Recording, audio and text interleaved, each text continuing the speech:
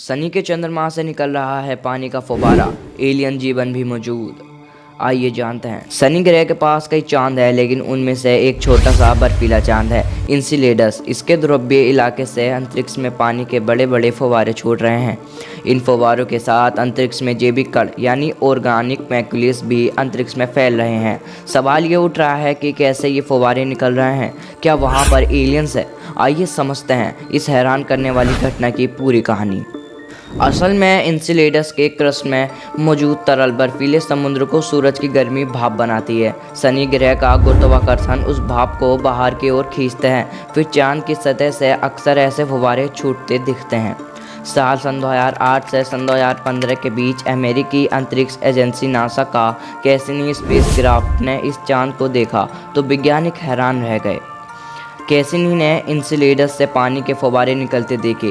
Spacecraft में लगे मास spectrometer ने जीवन को पैदा करने वाले जैविक कणों यानी ऑर्गेनिक मैक्यूल्स को इन फव्वारों के साथ निकलते देखा। इसके अलावा macular hydrogen, carbon dioxide, methane और पत्थर के टुकड़े भी निकलते देखे गए। कैसिनी के ऑब्जर्वेशन से पता चलता है कि इंसिलेडस के समुद्री में रहने योग्य हाइड्रोलेडस वेंटस है। जैसा हमारी धरती के समुद्र की गहराई और अंधेरे में कुछ गुफाएं हैं, इतनी गहराइयों और अंधेरे में आमतौर पर मीथेन गैस रहते हैं। वो जीव जो मीथेन गैस के जरिए सरवाइव करते हैं, क्योंकि यहाँ तक सूरज की रोशनी नहीं पहुँचती। इनकी वजह से ही धरती पर भी जीवन की शुरुआत हुई थी। इसलिए वैज्ञानिकों का मानना है कि शनि ग्रह के चांद इंसिलेडस पर भी मीथेनिजेंस हो सकते हैं। वहाँ के समुद्र भी सूक्ष्म जीव जीवित हो सकते हैं। इंसिलेडस एक बर्फीली दुनिया है जो हमारे सौर मंडल के लगभग बाहरी इलाके में स्थित है। इस चांद के सतह पर समुद्र नहीं है, बल्कि सतह के नीचे है। ऐसी ही दुनिया बृहस्पति के चांद, यूरोप और नेपच्यून के चांद ट्राइटन पर भी है। दुनिया भर के साइंटिस्ट को लगता है कि इन स्थानों का वायुमंडल और इलाका रहने योग्य या जीवन को विकसित करने लायक होगा। इंसानों को वहां जाकर एलियंस जीवन यानी एलियंस लाइफ की तलाश करनी चाहिए। कई बार वैज्ञानिक इस बात पर जोर दे चुके हैं कि सुदूर तारों और ग्रहों पर परग्रह जीवन यानी एलियंस लाइफ है, जो इंसान की तुलना में ज़्यादा बुद्धिमान हो सकते हैं। इंसिलेडस से निकलने वाले पानी के फव्वारे हमें इस बात का सबूत देते हैं कि धरती से बाहर भी जीवन संभव है, या हो सकता है कि वहाँ पर जीवन हो जिसके बारे में हमें पता नहीं है। सवाल ये भी उठता है कि इंसिलेडस बना कैसे।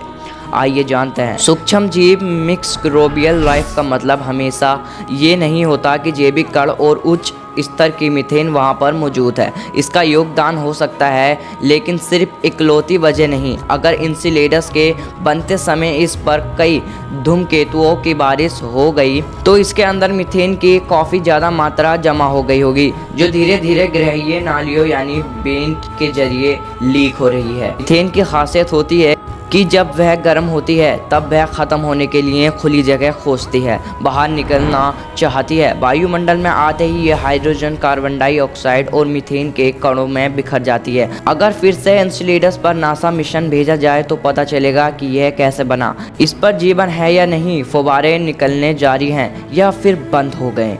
इस दशक में यूरोपियन एजेंसी ESA अपना जूस स्पेसक्राफ्ट और नासा यूरोपा पर मिशन भेज रहा है, लेकिन ये दोनों ही बृहस्पति ग्रह के चंद्रमा पर जीवन की खोज करेंगे। ये पता करेंगे कि क्या इस चांद पर रहा जा सकता है। कि इस दशक के अंत तक नासा ड्रैगनफ्लाई नाम का मिशन लॉन्च करेगा, जो टाइटन की सतह पर उतरेगा ताकि वहां पर जांच करके जीवन की संभावना को तलाश सकें।